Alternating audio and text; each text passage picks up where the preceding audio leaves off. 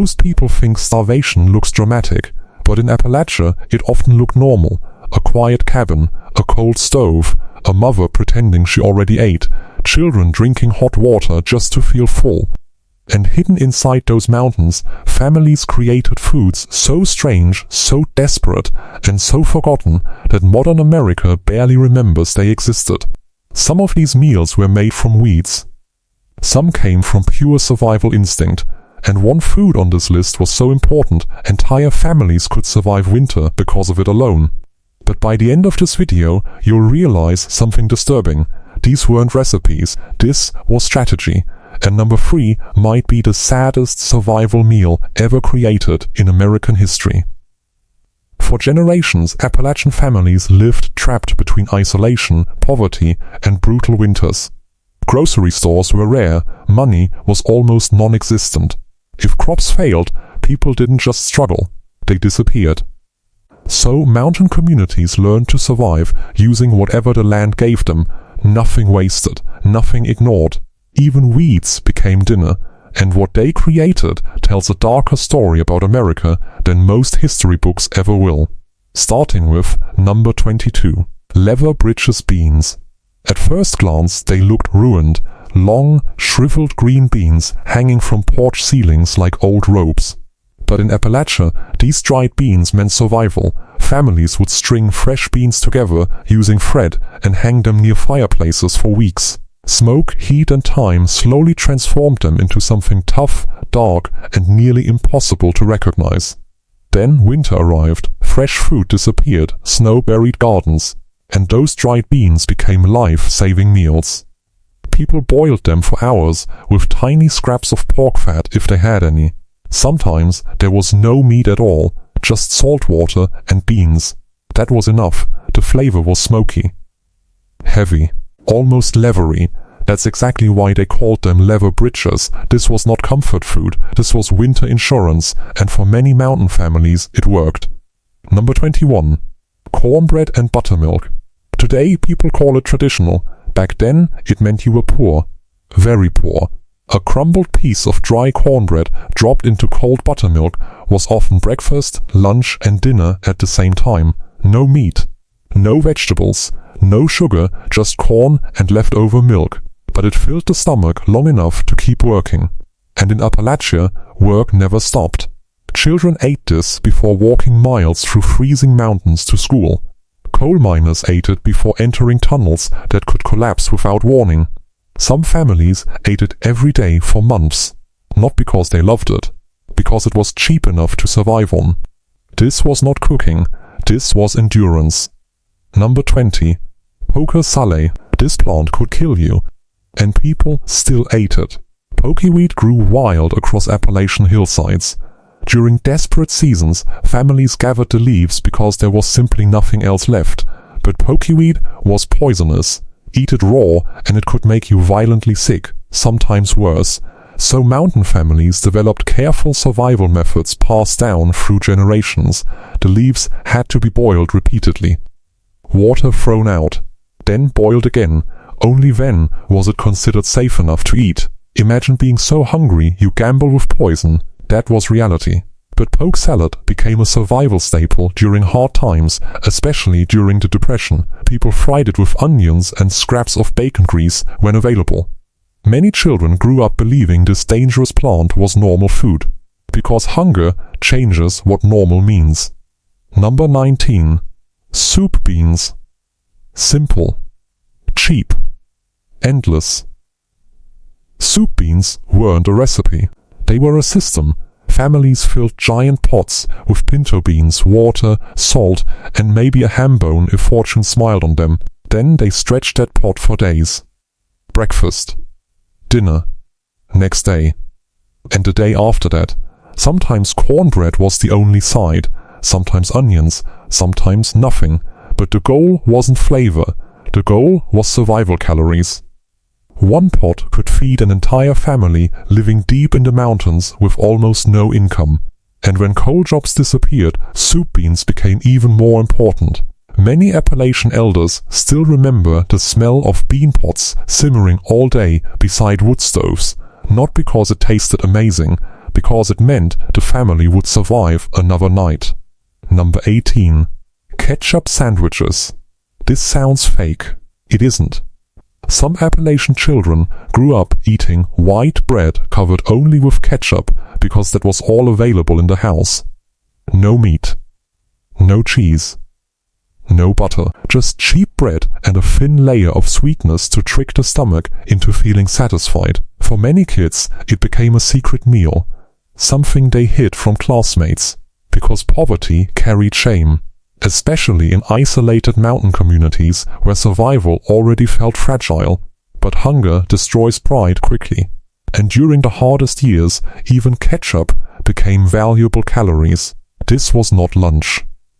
This was emergency fuel. Number 17. Dandelion greens. Most people spray poison on dandelions today. Appalachian families once depended on them. The mountains taught people one brutal lesson. If you can eat it, you do not ignore it. Women and children gathered wild dandelion leaves from fields and roadsides, then boiled them down into bitter greens packed with nutrients. Vitamin-rich plants helped prevent sickness when real food was scarce, especially during long winters, especially during economic collapse. Some families mixed the greens with vinegar or bacon grease if they had any left. Others ate them plain, bitter, sharp, hard to enjoy. But survival food does not need to taste good, it only needs to work. And that's the part modern people forget. Here's what no one tells you about Appalachian survival food. The hunger wasn't temporary. That's what makes these meals so haunting. For many families, this lasted years. Children grew into adults eating the same desperate foods their parents once survived on. Entire communities normalized struggle because they had no other choice, and the next foods on this list became even more extreme. Especially number 12, because that meal existed for one terrifying reason: to stop starvation long enough to sleep. Number 16. Fried potato peels. Most people throw potato peels away without thinking. Appalachian families saw wasted survival. During hard winters, potatoes were one of the few reliable crops mountain families could grow and store underground for months. But when supplies started running low, even the peels mattered. People fried them in leftover grease until they turned crispy enough to feel like a real meal. Sometimes that grease came from bacon saved weeks earlier. Sometimes there was no grease at all, just burnt potato skins over a cast iron pan. Children learned early, you do not waste food when winter can kill you, and in isolated mountain areas, winter absolutely could. This was not snacking, this was resource management. Number 15. Chocolate gravy. The name sounds comforting, the reality was different. Poor Appalachian families created chocolate gravy because real desserts were impossible luxuries. Using cocoa powder, flour, sugar, and water or thin milk, families made a sweet brown sauce poured over biscuits. For children, it felt magical. For parents, it was heartbreaking, because this was often the only treat they could afford to give their kids. No cakes, no candy, no bakery visits, just sweet gravy over bread. But in homes crushed by poverty, even tiny moments of comfort mattered, especially during the Depression. Especially during coal industry collapse. This was not dessert, this was emotional survival. Number 14. Ramps and eggs. Every spring, Appalachian forests exploded with wild ramps, strong-smelling mountain onions so powerful their scent stayed on your hands for hours, and for poor families, ramp season meant relief. After long winters of canned food, dried beans, and empty cupboards, fresh wild plants finally returned. People gathered ramps by the sack, then cooked them with eggs if chickens were laying. The smell filled entire hollows. Strong. Sharp. Unforgettable. For many mountain families, ramps became a symbol that they had survived another winter. Not everyone made it through easily. Some didn't make it at all. That's why these foods carried emotional weight far beyond taste. Number 13. Squirrel stew. For Appalachian hunters, squirrels were survival meat. Small, fast, difficult to catch, but everywhere. Children learned to hunt squirrels young because protein was too important to waste. One squirrel alone barely fed a family. so people stretched the meat into stews with potatoes, onions, or dumplings. Every bite mattered, every scrap got used, bones became broth, nothing wasted. To modern audiences, squirrel sounds shocking. To struggling mountain communities, it was practical. Because hunger changes the line between normal and extreme. This was not wilderness adventure, this was daily life. Number 12. Flour gravy over biscuits. Heavy. Cheap. Filling. That was the goal. Flour gravy used grease, flour, milk or water, and salt to create thick white gravy poured over biscuits. It looked simple, but its purpose was survival. The heaviness kept stomachs full longer during exhausting labor days in mines, farms, and logging camps. Sometimes families ate this for multiple meals in a row. Because flour was cheap, biscuits were cheap, and being full for a few extra hours mattered, especially for children, especially for workers burning thousands of calories a day. This was not breakfast, this was survival engineering. Number 11. Wilted lettuce. This meal existed because gardens failed slowly, not instantly. When fresh vegetables started disappearing, families used whatever remained before total spoilage. Wilted lettuce combined old garden greens with hot bacon grease, vinegar, onions, and salt. The heat softened vegetables already beginning to weaken. Nothing wasted, nothing thrown away, even aging lettuce became dinner. And when meat was unavailable, the grease alone carried the flavor. Many Appalachian families lived so close to starvation that losing one crop could trigger months of suffering. That's why meals like this mattered. Tiny decisions determined survival. Number 10. Molasses and bread. Sweetness meant energy. And molasses became one of the cheapest ways poor Appalachian families could get it. Children often ate bread soaked in molasses before hard labor days because sugar meant quick calories. Sometimes this was breakfast before sunrise farm work. Sometimes it was supper before bed, and sometimes it was the only thing left in the house. Molasses carried iron and nutrients many people desperately needed.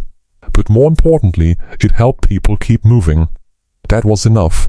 This was not a snack, this was fuel for exhaustion. Number 9. Cornmeal mush. Soft. Cheap. Forgettable. But life-saving. Cornmeal mush was made by boiling cornmeal into thick porridge. Families ate it plain, fried leftovers the next day, or added tiny amounts of milk if available. It filled stomachs cheaply. That made it valuable. For struggling Appalachian households, expensive ingredients were fantasies. Corn became survival because it could grow in difficult mountain soil. And when nearly every meal depends on one crop, creativity disappears. You eat what works. Again and again, for years. This was not variety, this was survival repetition. This is where things change. Because the next foods were not just about poverty, they were about fear. Fear of winter, fear of isolation, fear of hearing children say they were hungry when there was almost nothing left to give them. And number 5 became one of the most emotionally painful meals in Appalachian history. Number 8. Crackling cornbread. After pigs were butchered, tiny fried pieces of pork fat, called cracklings, were mixed into cornbread. Nothing wasted. Not skin, not fat, not scraps. Because Appalachian families understood something modern society rarely experiences, food security can disappear fast. Crackling cornbread added precious calories and flavor during hard seasons when meat itself was rare. For poor families, even tiny bits of animal fat felt valuable. Children often waited eagerly for the richer pieces hidden inside the bread. Sometimes that small taste of pork was the only meat they would get all week. Think about that. A single bite becoming emotionally important. That is real poverty. This was not baking, this was rationing disguised as comfort. Number 7. Bean shuck tea. Most people have never heard of it. Because it sounds unbelievable, families dried the husks from beans and steeped them in hot water to create a weak homemade tea. Not for luxury, for necessity. Coffee cost money, tea cost money, but hot drinks helped people feel full and warm during brutal Appalachian winters. especially children, especially elderly family members. Sometimes survival means creating comfort from almost nothing, and in mountain communities where isolation trapped people for weeks at a time, psychological comfort mattered too. A warm cup in freezing weather could calm fear long enough to make it through another night. This was not tea, this was emotional defense against hopelessness. Number 6. Fried apples and biscuits. This meal tells a deeper story about Appalachia. Families preserved apples because fruit spoiled quickly in remote mountain areas. Fried apples became one of the few sweet flavors available during winter months. Cooked slowly with butter or grease when possible, the apples were served beside biscuits to stretch meals further. Children remembered this meal for decades, not because it was extravagant, because it felt rare, warm fruit, sweetness. A temporary break from survival eating. Sometimes the smallest comforts become the strongest memories during hard times, especially for children growing up poor. Number 5. Hot water cornbread. This meal existed when even basic ingredients ran dangerously low. Cornmeal, hot water, salt.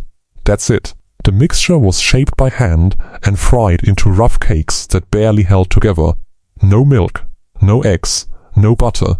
Families ate it because they had almost nothing else remaining. Imagine sitting at a table knowing tomorrow's food situation might be worse. That fear lived inside many Appalachian homes for generations. And still, parents tried to make meals feel normal for their children. That may be the saddest part of all. This was not cornbread, this was parents fighting panic. Number 4. Possum. Yes. Possum. During severe hardship, Appalachian hunters trapped whatever animals they could find, and possum became emergency meat. The preparation process took time because the animal's diet affected flavor heavily. Families often kept possums alive temporarily before cooking them, because if prepared badly, the meat could taste terrible, but hunger removes options. When survival is the priority, disgust becomes secondary. Many families never spoke proudly about meals like this later in life, because these foods carried memories of desperation, of empty cupboards, of fear, of winters that felt endless. This was not tradition, this was survival under pressure. Number 3. Milk gravy. This meal sounds harmless, until you understand why it existed. Families made thin gravy from milk, flour, salt and grease because there simply wasn't enough food for everyone. Then they poured it over bread to make people feel like they had eaten a full meal. Children often went to bed after eating mostly gravy-covered bread. Parents pretended that was dinner, because admitting the truth felt worse. Many Appalachian elders later described hearing adults whispering about food shortages late at night while children slept nearby. Imagine growing up hearing fear in your parents' voices over something as basic as tomorrow's breakfast. That leaves scars. This was not dinner, this was survival theater. Number 2. Wild onion soup. When gardens failed and supplies disappeared, families turned directly to the mountains themselves. Wild onions grew across Appalachian hillsides, and people gathered them constantly during hard seasons. The soup was thin, simple, sometimes nearly flavorless except for onion bitterness. But it was hot, and heat mattered. Hot food slowed panic. Hot food gave temporary comfort. Hot food made exhaustion feel survivable for one more evening. That was enough, because survival is often psychological before it is physical, and mountain communities understood that deeply. Number 1. Fatback and beans. This was the backbone of Appalachian survival. Salt-cured pork fat cooked slowly with beans created one of the cheapest high-calorie meals poor families could depend on. It lasted. It filled stomachs. It powered brutal labor, coal miners, farm workers, loggers. Entire generations survived on combinations like this because they had to. The fat provided energy, the beans stretched the meal, and together they kept people alive during some of the hardest economic periods in American history. But there's something haunting about it. Many families worked endlessly and still lived one failed crop or missed paycheck away from hunger. That reality shaped Appalachian culture forever. And maybe that's the real reason these foods matter. Not because they were strange, not because they were shocking, but because they prove how quietly human beings can adapt to suffering. People found ways to survive with weeds, scraps, grease and hope, and somehow they kept going. So next time you throw food away without thinking, remember this list. Because for millions of people in Appalachian history, these meals were not recipes. They were the difference between making it through winter or not. Which food shocked you the most, and could you survive on meals like these for an entire year? Comment below.